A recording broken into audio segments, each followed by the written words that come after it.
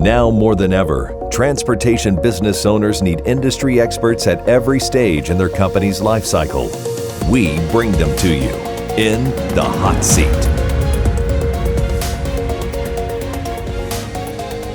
Welcome to In the Hot Seat with the Tenney Group. It's good to be with you. We've got a special edition, former client Dennis Munson with us today.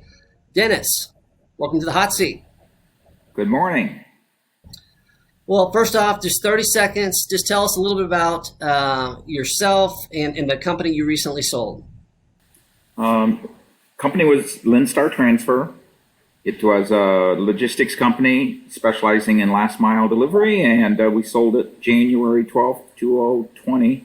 I love it. So part of this special edition is kind of a one-year look back, and I'm excited about some of the feedback from that perspective. So are you ready for the heat, sir? Absolutely. All right, let's turn it up a little bit. So number one, what did it look like for you to prepare your business for a sale? That's a great question. You should start preparing 20 years before, but when I figured that out, I was 19 years into it. So we didn't, and at that point, I'm at a point in my life where I was ready to sell, and it's like, okay, we're not going to be able to do all the things that we ideally could do.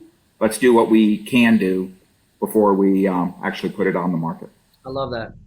So you had a great team, but also you had a really interesting approach. How did you prepare yourself both mentally and physically to go through what for a lot of people is a pretty demanding process of selling a company?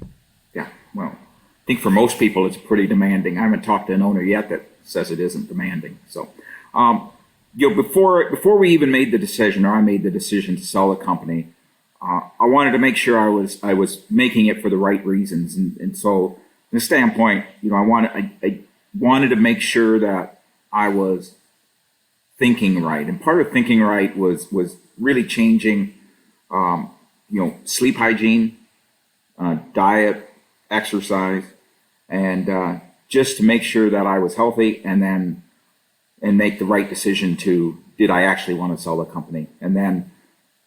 After that, we decided in March, April, I think, of 2019 to sell, and I knew that year was going to be a stressful year, and I needed to be on my A game, and so all of those decisions I made, I said I'm just going to carry them through to the end of the sale. So, and unfortunately, they became habits, and I've carried them through for the next year. So. I love that. Well, in addition to be physically demanding, it's also emotionally demanding. So what about the process? How did you control your emotions, especially in the later stages, when negotiations became quite intense, fatigue set in? How did you control your emotions so that you arrived at the outcome that you needed to arrive at?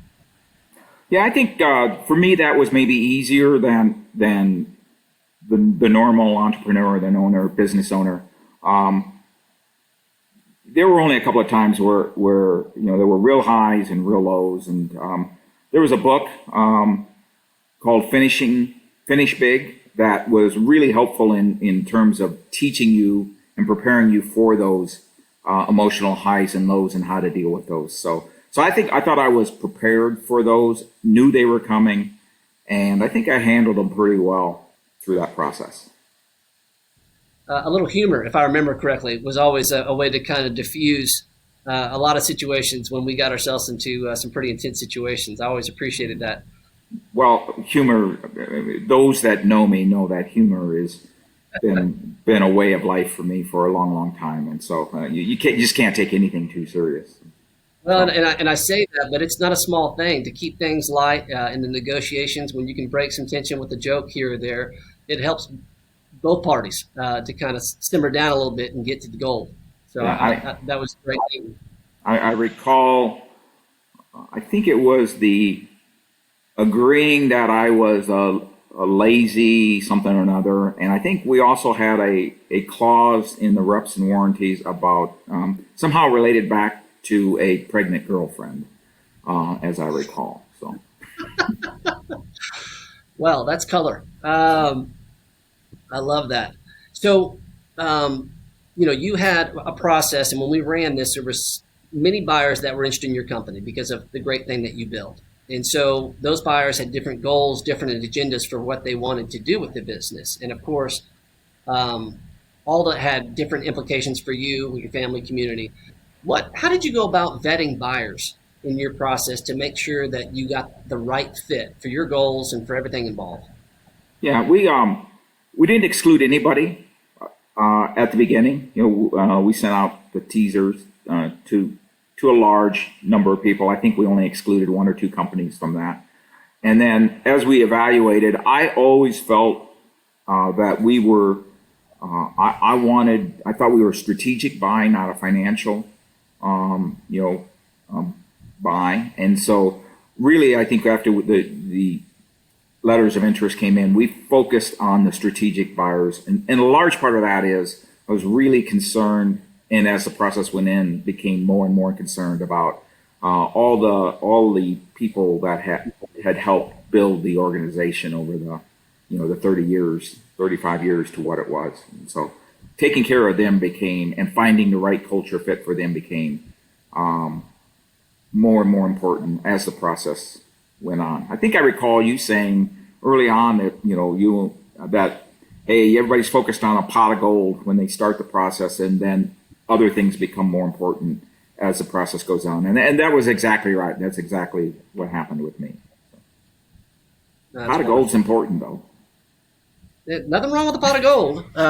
No judgment there. One of the things that I enjoyed about working with you, Dennis, were the advisors that you had on your team. And clearly, as part of your success, you shared with me that you always had great advisors along the way of building a valuable business. How important was it for you to have experienced advisors during the sale process of that business? That was critical. That was one of the reasons, we hired the Tenney Group rather than trying to do it alone. As if you recall, one of my advisors didn't feel we needed to use the Tenney Group. I disagreed with him. I think the question you asked was, well, what do you think you can do? And the response was everything. So, I do remember that. Yes. Yeah, I do. Yeah. But I didn't agree with that. So, we surrounded ourselves. One of the things that I would advise any owner is, you got your relationships, you have your attorney, and you have accountants, and they say they can do things. I think you're really better off dealing with people who are that expertise. And in my case, my general counsel attorney was not a mergers and acquisition specialist. And I asked him to refer me to mergers and acquisition specialists. And I think that's critical to get an attorney who deals in mergers and acquisitions. Maybe not exclusively, but it's a large part of their practice. 100%. Well, 1 year removed from the sale, what is one piece of advice beyond what we've already shared that you would, having a little bit more distance away from the transaction, what is one thing that you would want to make sure that you passed on to another business owner as they look forward to a sale sometime in the future? Yeah, don't sell right before a pandemic that's going to force you to isolate in your basement for a year. There was one piece of advice. One of the things that I remember in the process was, don't run away from something, run to something. So as you're selling your business, you're moving on to the next phase, have an idea of what that's going to be and what that's going to look like. And I had I wouldn't say a crystal clear picture. I wasn't going to open a hot dog stand in Aruba, although there were times I wanted to when I owned the business.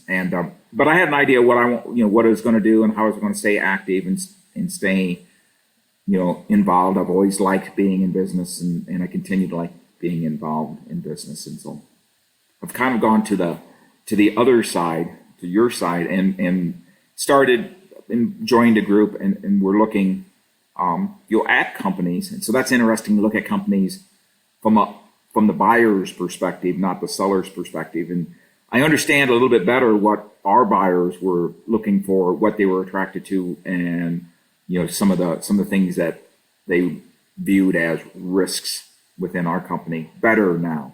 So, yeah, I love that. That's wonderful. All right, one last question, Wildcard for you. Now, you and I, part of how we got to know one another was we were fishing together in St. Croix, which I loved, and didn't really have any expectation that we would be doing business together a few months later. What, and I know you've fished all over the world. So for our network, business owners, fishing enthusiasts, what is the one place in the world that you would say that they must go fishing? If I could do one more trip, once this pandemic is over, I'd go to the Amazon and fish. It's just a completely different experience. You're so isolated. You take a 2-hour float plane trip into the jungle. You're not getting out any other way than 2-hour float trip back. And the variety of fishing and the people, it's just a great experience. So hot though, hot.